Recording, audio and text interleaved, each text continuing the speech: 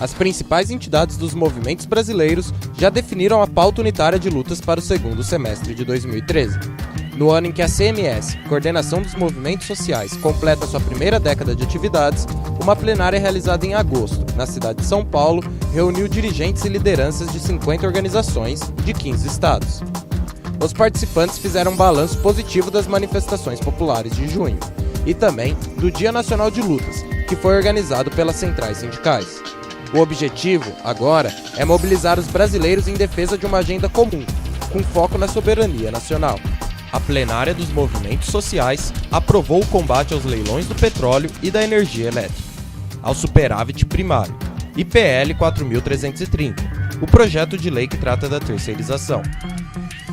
As entidades também saíram em defesa do projeto de lei de iniciativa popular pela democratização da mídia, dos 10% do PIB para a educação pública, da redução da jornada de trabalho para 40 horas semanais e de reformas estruturais e democráticas, como uma reforma política que tenha como ponto de partida um plebiscito popular para a convocação de uma constituinte exclusiva.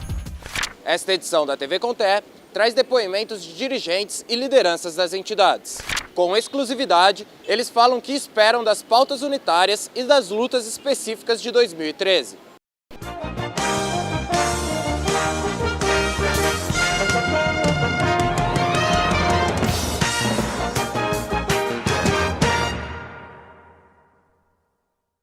Em 5 de agosto passado, a Acontece uniu entidades como CUT, CTB, UNE e MST na plenária dos movimentos sociais. A reunião ocorreu em São Paulo e a TV Conté estava lá. Veja agora a opinião das entidades sobre a agenda de lutas aprovada na plenária. Os movimentos sociais sempre fizeram parte das grandes mudanças e transformação no Brasil.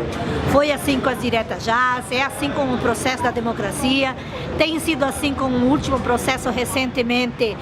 que aconteceu em junho, o povo na rua, e tem sido assim com as principais pautas da luta da classe trabalhadora que se reverberam em direito aos trabalhadores e aos trabalhadores, em consequência por cidadania pelos brasileiros e as brasileiras. Nesse sentido, essa Assembleia aqui dos movimentos sociais, num debate da estratégia, da luta, que amplia direito, que avança na democracia no que diz respeito à democratização da comunicação,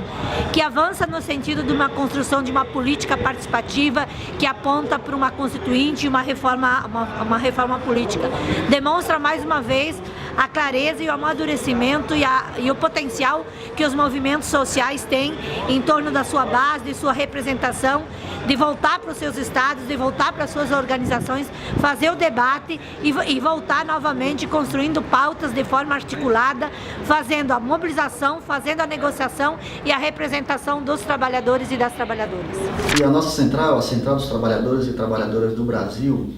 entende que um grande desafio é nós termos uma secretaria, termos uma atuação não só nas lutas específicas, mas também para os movimentos sociais. É colocar a nossa estrutura sindical em defesa de outros direitos, de outros segmentos sociais que, assim como nós, são também explorados, são também vítimas desse sistema capitalista de exploração. Hoje nós encontramos os estudantes com suas entidades estudantis, nós encontramos os movimentos comunitários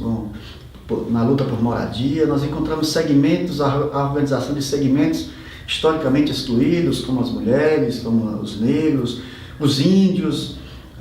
os sem terra. Nós achamos que todos esses movimentos, eles hoje têm uma importância muito grande. Por quê? Porque eles conseguem fazer uma pauta além do que a gente percebe na sociedade, além das propostas mais comuns, mas nós conseguimos fazer com que essa pauta seja ampla, ampliar essa pauta dos movimentos sociais. Uma das lições das mobilizações de junho é que muita gente foi às ruas e cada um com a sua própria bandeira. E na verdade a gente precisa todo mundo ir às ruas com uma bandeira unificada e consiga gerar força e canalizar forças para fazer as grandes transformações no Brasil. Então, construir correlação de forças no Brasil, construir uma base social que consiga garantir as mudanças profundas, as reformas democráticas, que não passa só pela reforma política, né, e dentro da reforma política, a questão do financiamento público de campanha, da lista fechada e a valorização dos partidos políticos, mas também outras reformas, como a educacional, que consiga fazer uma revolução na educação e garantir 10% do PIB, 50% do fundo social para são investidos em educação. Também a reforma tributária, onde os mais ricos paguem mais impostos no Brasil e não o contrário, como é hoje. Quer dizer, reformas que consigam garantir, assegurar cidades mais humanas, mais seguras para a população. Então essas são demandas e reformas que só serão possíveis se a juventude estiver nas ruas, se o povo estiver nas ruas e se a gente estiver organizado para isso. Agora, também cabe aos movimentos sociais compreender, né, essa novidade que surgiu de forma espontânea, contando muitas vezes com as redes sociais, né, para transformar essa manifestação espontânea em algo consciente, em algo que a gente possa mudar estruturalmente, né, as questões do nosso país, do ponto de vista político, da representação, da democracia e mais soberania em nosso país, e que a partir dessa soberania nós possamos olhar com outros olhos a questão dos investimentos sociais e que o Estado, de fato, assuma o seu papel indutor no sentido de dar esses direitos que são consagrados pela Constituição e também resgate a questão da soberania, que hoje, infelizmente, muitas dessas políticas estão entregues nas mãos do mercado, principalmente no caso da educação e da saúde. A UNE realizou no último dia 1º de agosto a sua aposta na diretoria e a primeira reunião da direção plena da UNE. Nessa reunião, aprovamos como pontos centrais para a União Nacional dos Estudantes a reforma política, conseguir por fim o financiamento privado das campanhas eleitorais, a democratização da mídia, conseguir combater o monopólio das comunicações e democratizar a informação do nosso país, e uma grande mobilização no mês de agosto pela aprovação do Plano Nacional de Educação e de 10% do PIB para a educação. A gente acha que essa plenária, esse espaço de rede social, pode ser um espaço muito importante para conseguir somar essa luta, fazer um grande plebiscito popular para a reforma política e, a partir disso, em conjunto com os movimentos sociais, conseguir de fato transformar o país e superar as lacunas que a gente tem ainda no Estado brasileiro. Então eu penso que os grandes desafios hoje para a luta da UBM, para a luta das mulheres no Brasil, é romper com determinados segmentos conservadores, fundamentalistas, todo o conservadorismo que ainda existe no que diz respeito ao exercício dos direitos sexuais e direitos reprodutivos que nós, da UBM, do Movimento Feminista no Brasil, defendemos. Isso, inclusive, traz uma barreira muito grande a que a gente possa avançar em todo um processo de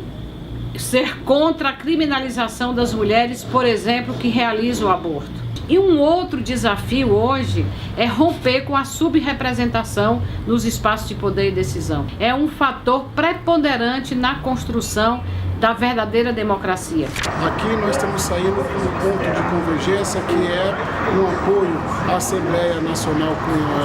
Constituinte específica para a reforma política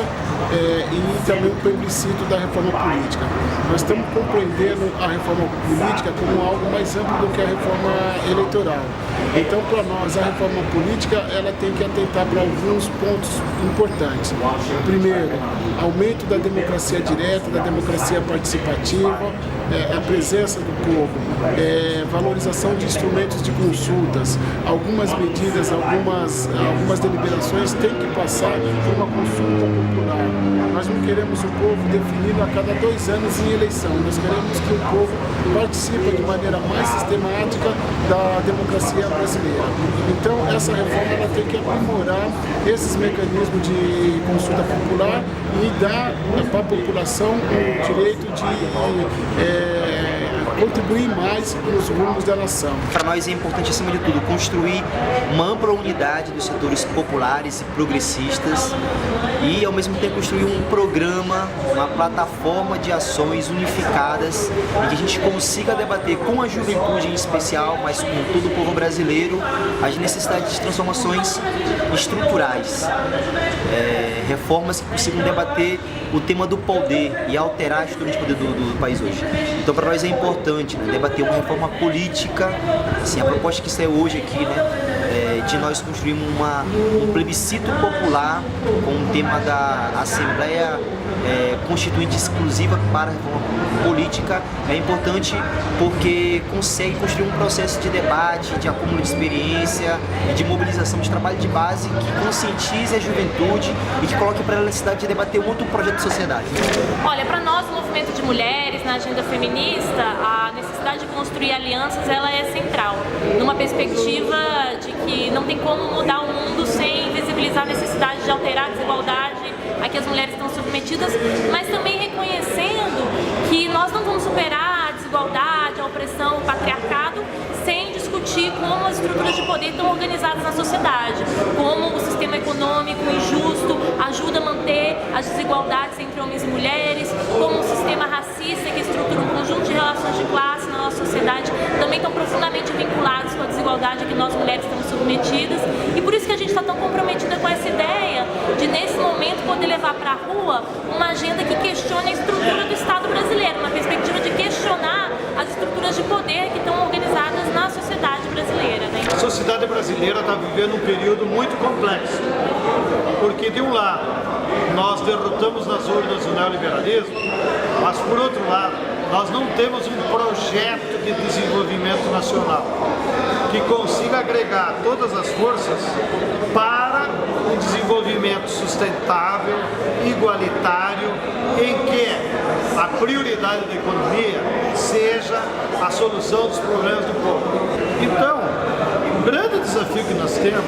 mais do que ficar pensando de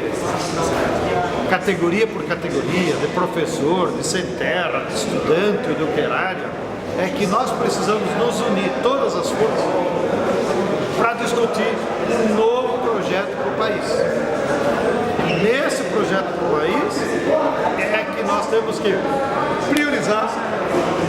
a reorganização da economia para resolver os problemas do povo. Esta edição da TV com TE fica por aqui. Até a próxima!